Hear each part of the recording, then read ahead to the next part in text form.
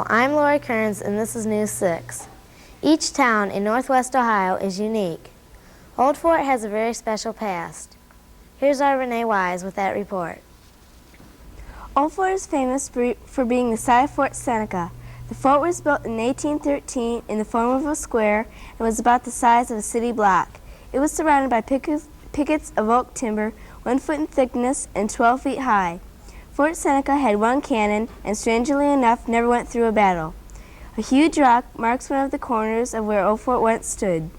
The inscription plaque tells a brief story of the history of the area.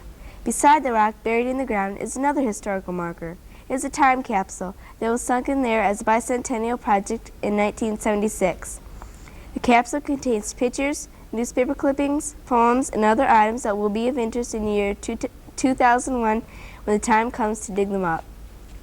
Although Fort Seneca is no longer standing, there is a bridge left near our town that will not let you pass without stopping to admire its rustic beauty. The bridge is an old, wooden, covered one, the kind you don't see anymore. It's called the Mole Bridge after a family that lived nearby. It is over 100 years old. You can still see carvings of names and dates from the 1800s. The bridge walls are old planks fastened to braces with wooden pegs rather than nails. The rafters are huge wooden beams that have been used for climbing on occasion, according to a few of our classmates. The structure was declared unsafe for automobile traffic, but can still be crossed on foot. It is being preserved and maintained by the Sandusky County Historical Society. One resident of our community tells of using the bridge as a boy. In those days, people traveled by horse or wagon or bobsled in winter. They had to haul snow onto the bridge in order to allow the bobsleds to cross. Although a new bridge is just a short distance down the creek, it's made of cement and steel and is much safer. There's probably more than a few of us who wish that all new bridges could have the charm of the old mole-covered bridge.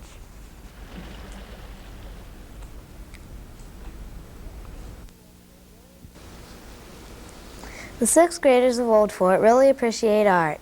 Our News 6 reporter Matt Heaston has that story. It's rather standard for an art class to paint pictures.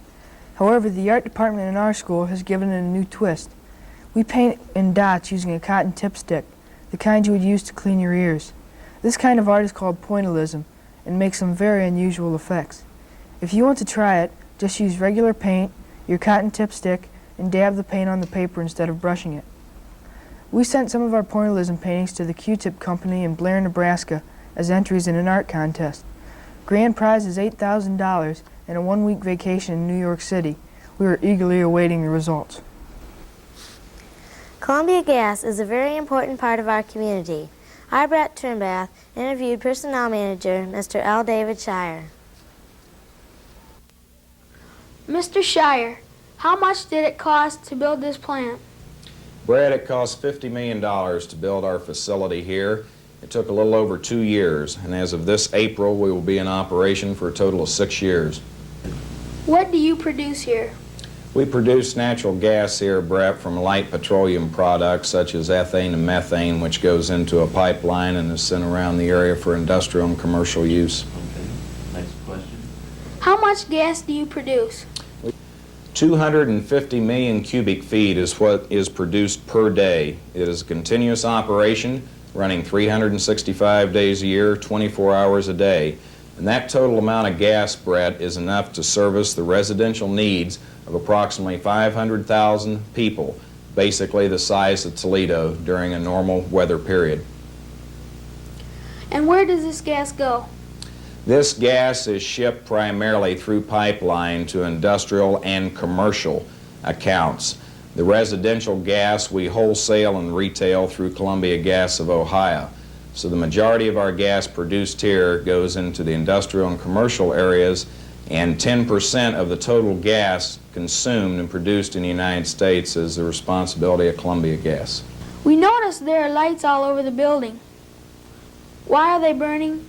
These lights are used naturally during the darker hours and evening hours at night, Brett, for we do run 24 hours a day.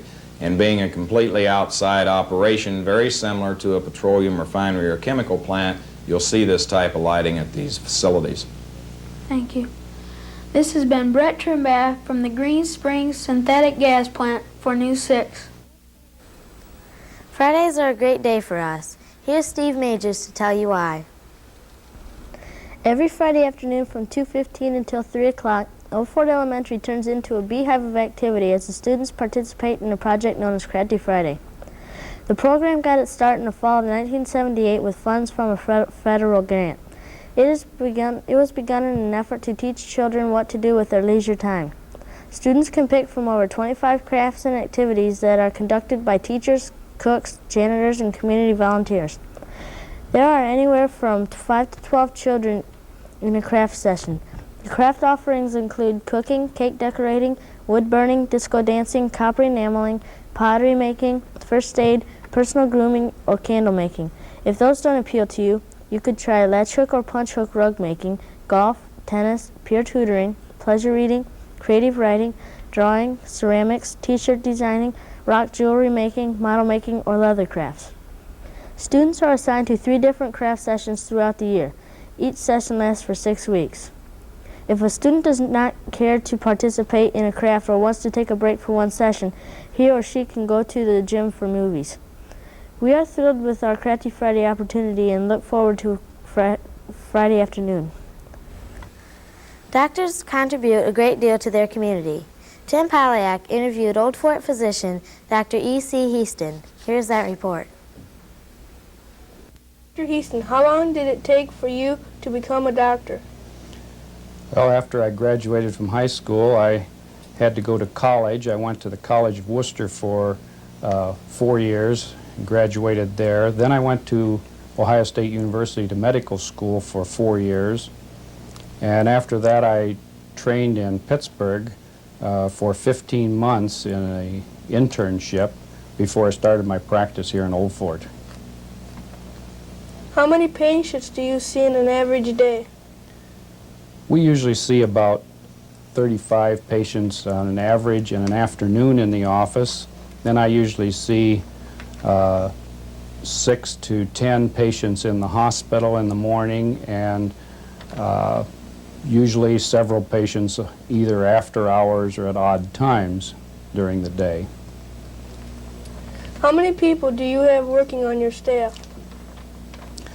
I have 2 girls who are receptionists. I have 3 nurses working for me, 2 who work part-time, so I really have 4 people working full-time. What is the most common disease you treat? I suppose that depends on the time of the year, mostly, since we treat all, this is a general practice or a family practice. I see this time of year it's been mostly flu and respiratory infections lately, mostly the school children. What do you do when you examine a person? Well, it depends somewhat on what the problem the patient has or what's the matter. We usually, when people come in for examination, we may weigh them, check their blood pressure. If they come in like many of them now with like the flu and respiratory infections, we'll look at their throat and their ears and so forth. This has been Tim Polyak with Dr. Heaston for News 6. Thanks for watching News 6. This has been Lori Kearns for Old Fort School. Next week's show will feature Sacred Heart Fremont.